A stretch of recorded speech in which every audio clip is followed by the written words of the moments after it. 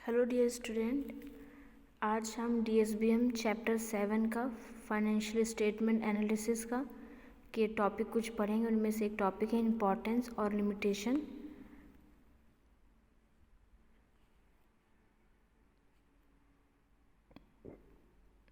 Importance of financial statement analysis. जैसे हमने analysis के बारे में पढ़ा है कि जो एनालिसिस है वो फाइनेंशियल स्टेटमेंट एनालिसिस होता क्या है। फाइनेंशियल एनालिसिस जो है statement analysis is a systematic process of analysing the financial information in the financial statement of understand and make decision regarding the operation of the enterprises. मतलब financial statement analysis एक process होता है जिसके through हम लोग financial statement prepare करते हैं और एक फिर प्रिपेयर करने के बाद डिसीज़न लेते हैं रिगार्डिंग किसके, एंटरप्राइजेस के। जैसे कि हमारा जो है मार्च अप्रैल का फाइनेंशियल डेट आता है, इसमें फाइनेंशियल स्टेटमेंट प्रिपेयर की जाती है इन टर्म ऑफ बैंकिंग या गवर्नमेंट सेक्टर जो है। तो फाइनेंशियल स्टेटमेंट एनालिसिस ये होती है कि हम जैसे किसी ऑर्गेनाइजेशन कुछ काम कर रहे हैं या कोई ऑर्गेनाइजेशन है, कोई भी ऑर्गेनाइजेशन चाहे वो कॉलेज हो चाहे किसी फैक्ट्री हो, इंडस्ट्री हो, तो उसमें हर एक फाइनेंशियल स्टेटमेंट साल भर के एक बार बनाया जाता है। उससे हमें ये पता चलता है कि हमारी ग्रोथ कितनी है, हमारी कितनी इस ईयर या लास्ट ईयर टर्नओवर हुई, कंपैरिजन किया जाता है। तो ये चीज़ हम पहले पढ़ चुके हैं। तो आज हमारे हैं टॉपिक है importance of financial statement analysis.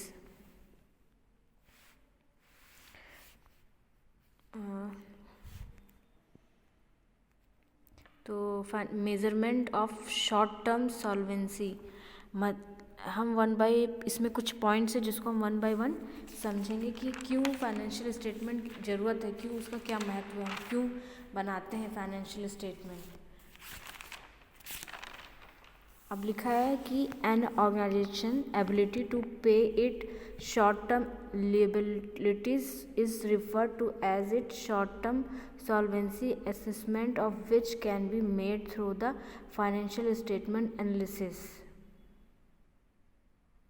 एक फाइनेंशियल स्टेटमेंट्स की महत्वपूर्णता मतलब इम्पोर्टेंस ये भी है कि हमें अगर जब फाइनेंशियल स्टेटमेंट प्रिपेयर किया जाता है डिपार्टमेंट टू डिपार्टमेंट या हो, तो हमें एक शॉर्ट टर्म सॉल्वेंसी मिल जाती है। मान लीजिए हमें एक ये भी फ़ायदा, अब अगर आप अपने मान लीजिए जैसे घर के तौर पे ले लीजिए, घर का कोई हम फाइनेंशियल स्टेटमेंट बना रहे हैं कि जैसे मान लीजिए किसी के यहाँ शादी होने वाली ऑर्गेनाइजेशन है, एक प्रिपेयर होने वाली है, कोई पार्टी थ्रू होने वाली है, तो हम उस पर एक फाइनेंशियल स्टेटमेंट बनाते हैं, बजट बनाते हैं कि हमारा पूरा ऑल ओवर कितना खर्च हुआ मतलब कि इससे हमें एस्टिमेट हो जाता है कि इस साल में कितना हमने पैसा खर्च किया या क्या क्या प्रॉब्लम आई। तो measurement of short term solvency का मतलब कि जब किसी ऑर्गेनाइजेशन में आप इस तरह की पॉलिसी अप्लाई करते हैं तो जो एबिलिटी है वो paid short term ability to refer to as the short term solvency assessment. मतलब काम में छोटे छोटे जो प्रॉब्लम आते हैं उन सबको हम लोगों को मिल जाता है, पता चल जाता है कि हम इन द ड्यूरेशन जो शॉर्ट कोई ऐसी प्रॉब्लम क्रिएट हो रही है या आ रही है फाइनेंशियल स्टेटमेंट बनाने में, तो हम उसको शॉर्ट टर्म में इसको सॉल्व कर सकते हैं। और शेयर होल्डर नेक्स्ट है shareholder. Being the owner of company, shareholder always are interested to know the financial statement of the company to know the progress and invest. Shareholder जो company होती हैं वो अपना financial statement इसलिए भी बनाती है ताकि शेयर जो होल्डर्स है वो हमारी कंपनी पे इंटरेस्ट दिखा सके, हमें और शेयर दे सके और ताकि हमारी प्रोग्रेस हो सके या इन्वेस्टमेंट कर सके।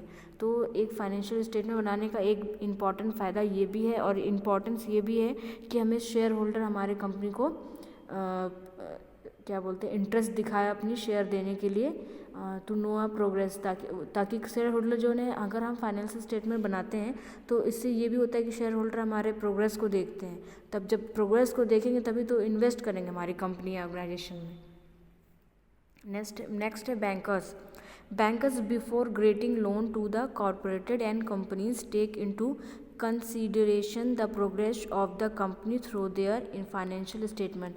अब फाइनेंशियल स्टेटमेंट एनालिसिस की क्या एक इम्पॉर्टेंस है बैंकर्स कि बैंकर जो होते हैं वो हमारी फाइनेंशियल रिपोर्ट्स को देखते हैं, हमारी प्रोग्रेस को देते हैं, और अगर हमें इन फ्यूचर बैंकिंग पर्पस चाहिए होता है, लोन चाहिए होता है, तो they granted loan to corporate and companies. ठीक है ना।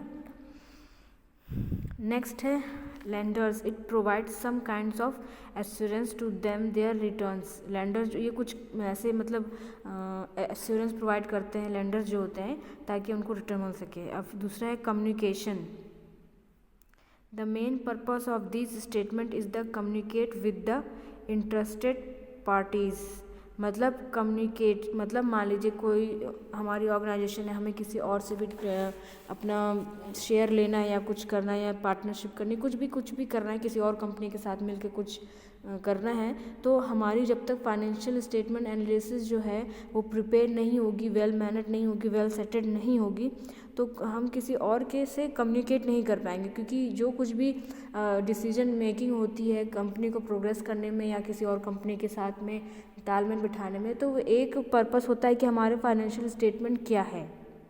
अगर हमारी फाइनेंशियल स्टेटमेंट अच्छी होती है, हमारी रिपोर्ट अच्छी है, तो दूसरा कंपनी या दूसरा ऑर्गेनाइजेशन या शेयर होल्डर इन्वेस्टमेंट करने को तैयार होता है और वो ऐसा करते हैं। The main purpose of this statement is to communicate with the interested parties, ताकि हम इंटरेस्टेड पार्टी जो हमारी कंपनी में शेयर दे रहे हैं, शेयर होल्ड कर रहे हैं, पार्टिसिपेट कर रहे हैं, ताकि वो हमारी फाइनेंशियल स्टेटमेंट एनालिसिस की रिपोर्ट पढ़ के या रिपोर्ट देख करके वो इंटरेस्ट दिखाए। ये कम्युनिकेट होता है, कम्युनिकेट का जरिया है कि ये। अब जाहिर सी बात है, अगर आप किसी कॉलेज स्कूल में पढ़ रहे हैं तो अगर आप अच्छा परफॉर्मेंस देते हैं, आपका रोज डेली बेसिस आप क्वेश्चन अप पुटअप करते हैं, आंसर देते हैं, वेल सेटेड रहते हैं, वेल मैनर्ड रहते हैं, तो टीचर भी आप पे इंटरेस्ट दिखाएगा, आपको उसको पढ़ाने में आज उस पर आपको इंटरेस्ट लेगा।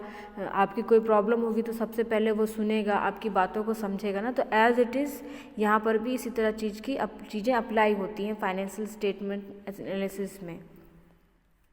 नेक्स्ट है employees. Most of the incentive policy of the company depend upon the profitability of companies. अब क्या एम्प्लॉयज़, अब क्या बताया गया है कि फाइनेंशियल स्टेटमेंट का एक महत्व ये भी होता है कि मोस्ट ऑफ इंसेंटिव पॉलिसी, जो बहुत सारी इंसेंटिव पॉलिसी होती है कंपनी की, वो डिपेंड करती है upon the profitability end of the company की प्रॉफिटेबिलिटी पर डिपेंड करती है। Incentive policy in the sense कि मान लीजिए कोई प्रोडक्ट मैनेजर है, जनरल मैनेजर है, तो हाँ उसे एक टारगेट दिया जाता है कि जैसे मान लीजिए उनको पूरे साल का एक टारगेट दिया गया, समथिंग इतना आपको पूरे साल में बनाना है। अगर वो एक तो होता है कि टारगेट नहीं, मतलब टारगेट वो उसने कंप्लीट कर ही दिया, जो उनका टारगेट जो उनका प्लानिंग था, पर उस प्लानिंग से वो ज़्यादा करके दिखाता है कोई प्रोडक्ट मैनेजर है या कोई भी किसी कंपनी का, तो किसी भी एरिया में, तो फिर क्या होता है कि वो उसको इंसेंटिव दिया जाता है कि आपने इतना अच्छा काम किया, ये आपका एक प्राइज़ है, एक रिवॉर्ड है कि आपने इतना टारगेट था उससे भी ज़्यादा अच्छा करके दिया है। तो एक इंसेंटिव पॉलिसी होती है, उससे वो करता है, इस भावना से वो आगे काम करता है, तो कंपनी को प्रॉफिट होती है। तो वही बताया गया है कि फाइनेंशियल स्टेटमेंट एनालिसिस डिपेंड भी करता है हमारी एम्प्लॉयज़ की इंसेंटिव पॉलिसी पे, जो कंपनी को प्रॉफिट दिलाती हैं। नेक्स्ट है suppliers. Supplier of the company are interested to know the short term liquidity of the company. Supplier के फाइनेंशियल स्टेटमेंट एनालिसिस में सप्लायर का भी बड़ा इंपॉर्टेंट रोल है कि वो कंपनी के साथ में इंटरेस्ट दिखाता है। शॉर्ट टर्म लिक्विडिटी और कंपनी मतलब शॉर्ट टर्म लिक्विडिटी पे हो कंपनी का, तो for reliability this help the above stockholder to trust the management और ऑर्गेनाइजेशन। भरोसा होगा, आपकी फाइनेंशियल स्टेटमेंट फ्लैक्चुएट नहीं करेगी बार बार, तो लोगों को, सप्लायर को या वेंडर को, इनको रिलायबिलिटी रहेगी, उनकी लिक्विडिटी प्रेजेंट रहेगी कि हाँ आपके साथ काम करेंगे, आपके साथ इंटरेस्ट दिखाएंगे। तो जाहिर सी बात है, अगर आपके काम में किसी चीज़ में फैक्चुअलिटी नहीं हो रही है, बार बार आपको एम्प्लॉयज़ वेंडर चेंज नहीं करना पड़ रहा है, बार बार आपको डिस्कस नहीं करना, एक चीज़ पहले से सेट हुई, पहले से बनाई गई रूल रेगुलेशन और उसी चीज़ को कंटिन्यूस फॉलो किया जा रहा है, तो यहाँ पर आपकी रिलायबिलिटी आपकी और अधिक बढ़ती जाएगी। तो जैसे मान लीजिए हमारे जो फाइनेंशियल स्टेटमेंट है वो कंपेयर किया जाता है एक फर्म टू फर्म या फिर लास्ट ईयर की आपकी खुद की कंपनी के परफॉर्मेंस पे ऐसे जब कंपेयर किया जाता है तो उसमें हमारी कुछ गलतियाँ भी शॉर्ट होती जाती हैं और हमें लोगों की बिहेवियर, लोगों का काम के बारे में पता चलता जाता है कि हाँ इनका काम इतना अच्छा है, इनका काम ऐसा है, इन वेंडर से हम ऐसा सामान लेते हैं तो ये हमें ऐसा देते हैं, इसमें इनकी क्वालिटी ऐसी होती है। तो ये सब चीज़ें हमें जब स्टेटमेंट तैयार की जाती है, एनालिसिस की जाती है, तो ये सब चीज़ें हमें जानने को, समझने को मिलता है, हम दूसरे पर ट्रस्ट कर पाते हैं। तो ये चीज़ें हमारे फाइनेंशियल स्टेटमेंट एनालिसिस के लिए बहुत इंपॉर्टेंट होती हैं, रिलायबिलिटी। नेक्स्ट है government. Financial statement help government to decide the correct tax and duties to be levied on the industry. अब हमारा फाइनेंशियल स्टेटमेंट अच्छे से प्रॉपर तैयार रहेगा और हम तैयार करते रहेंगे बाय द ईयरली या जैसा भी प्रोसीजर है, तो गवर्नमेंट क्या होगा वो हमें डिसाइड करेगा हमारे करेक्ट टैक्स को, क्योंकि हमें फाइनेंशियल स्टेटमेंट भी तो हमारा ज़रूरी है प्रिपेयर करना हमें टैक्स देने के लिए, है कि नहीं। अगर हम फाइनेंशियल स्टेटमेंट में कुछ गड़बड़ी करते हैं, कुछ हेरा फेरी करते हैं और गवर्नमेंट जब इसको चेक करती है, कुछ करती है, तो फिर हमारे ऊपर केस भी हो सकता है टैक्स चोरी का। हमारी ड्यूटीज़ फिर ये वो ड्यूटीज़ को देखती है कि इंडस्ट्री की ड्यूटीज़ प्रॉपर हो पा रही है कि नहीं पा रही। तो फाइनेंशियल स्टेटमेंट हमें ऑल्सो हेल्प करती है, गवर्नमेंट का सपोर्ट भी मिलता है और हमें इन मतलब इलीगल चीज़ों से, इन सब चीज़ों से बहुत सारी चीज़ें को इरेज करने का मौका भी मिलता है। Report on management function. Report on management functioning मतलब financial statement report about the management performance shareholder. It help to know whether the management is efficient in their functioning और नॉट। अब कोई जो फाइनेंशियल स्टेटमेंट जो बना रहा है, कोई वो इंसान ही होगा जो बना रहा है, तो ये किस पे डिपेंड करता है, जो हमारा फाइनेंशियल स्टेटमेंट है, वो रिपोर्ट है, वो अबाउट द मैनेजर परफॉर्मेंस पे डिपेंड करता है, शेयर होल्डर्स पे डिपेंड करता है। It help to know whether the management is efficient in their functioning और नॉट। अब हम ये भी हमें पता चल जाता है कि हमारी मैनेजमेंट है जो वो अच्छे से एफिशिएंट काम कर रही है कि नहीं कर रही है, करवा रही है कि नहीं करवा रही है मैनेज